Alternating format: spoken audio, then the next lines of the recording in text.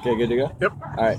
So, December of 2013, I'd been in the Navy for only a few months and went home on leave, on Christmas leave, and was having a bonfire in my backyard with a couple of friends, my brothers, and we were throwing trash and stuff in the fire, and it turns out that a spray paint can was in one of the bags that got thrown in, and I was standing over the top of the fire, kind of poking around, stoking the fire, and the paint can blew up, and my face was right over the top of the fire. So originally, at first, I really didn't feel much pain.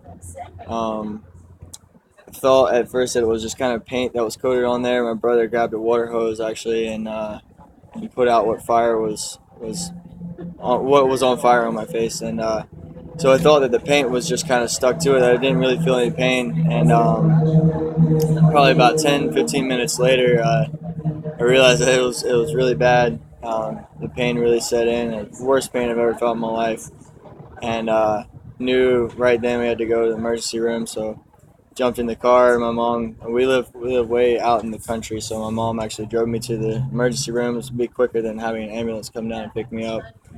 So got to the emergency room in Columbia, South Carolina, and showed up. It was excruciating pain. They gave me something equivalent to morphine almost right away, and I took all the pain away. But I was still pretty shaken up. Didn't quite know what was going on. The doctors and nurses there had never really experienced anything like that. Had never really seen anything like that. So they really didn't know what to do. They said they had no way of treating me there. So it's kind of freaked me out a little bit more that they were freaked out.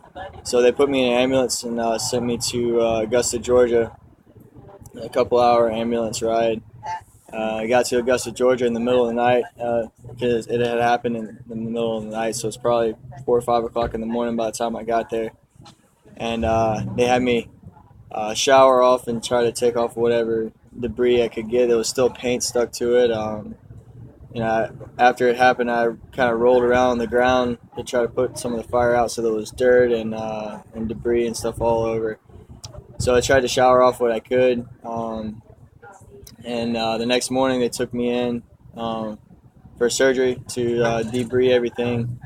And the way it was explained to me was they used stem cell paint. It wasn't stem cells that they got from my own body. It was stem cells from somewhere else that was in a paint form.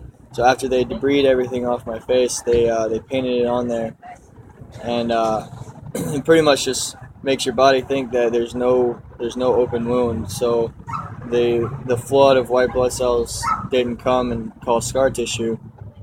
They kind of attached themselves like normal skin. Um, they had everything wrapped up. It looked like a mummy for a while. I was sitting in the hospital bed, and it was oozing out plasma, which was pretty annoying because I couldn't really do anything to help it in the middle of the night while I was there. But it was definitely reassuring when I first came in. The nurses who worked there made me feel a lot better. They didn't quite disregard it and say that it wasn't a big deal, but it was almost like it wasn't a big deal. They see this kind of thing every day, and they told me they see this kind of thing every day, and that I was going to be fine. And the new technologies they had, I was going to look, like normal again, which I thought was kind of hard to believe at the time. But it was definitely reassuring. That was one of the best parts of being at that particular hospital was the reassurance that the nurses gave me because they've seen so much worse. Um, while I was there, they had several people brought in that were way worse than I was, and so that eased me a lot. I spent about 3 or 4 days in the hospital in Georgia before they sent me home. Unwrapped everything, and the stem cell paint that they had used, I can't remember exactly what it's called, but it it created like a layer on my face that was really tight. It wasn't really able to open my mouth, so my lips were burned.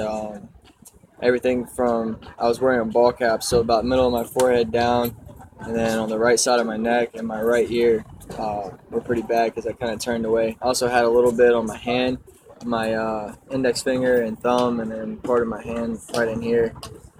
from where I was kind of using my hand to block my face. But they sent me home and told me, it would start flaking off naturally. The paint that they had put on would start flaking off naturally over the course of about a week, and not to pick anything off. That it was going to itch a lot, try not to scratch it. And sure enough, it kind of looked like a lizard or a snake shedding its skin. Would slowly start to peel off.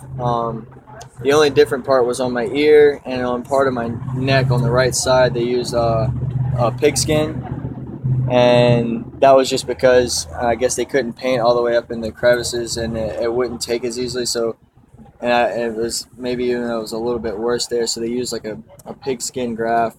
It was actually looked like real pig skin that was on my neck and ear, and have a little bit of scarring on the inside of my ear, but that was really the only part. It was kind of hard to get to.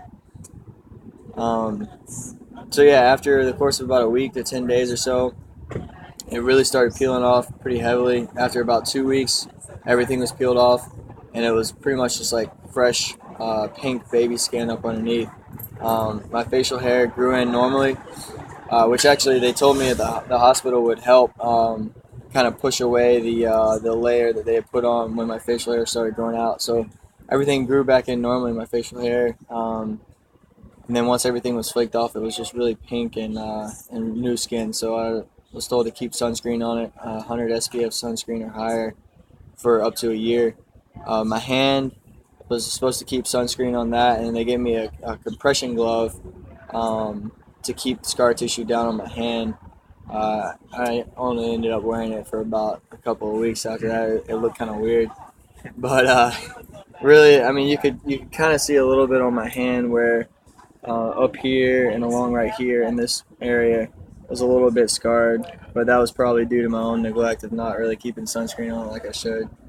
But my face, can't really tell at all. And I've been keeping the sunscreen on. I keep sunscreen on pretty religiously. But I mean, now it's pretty much tanned and back to normal. So. Great.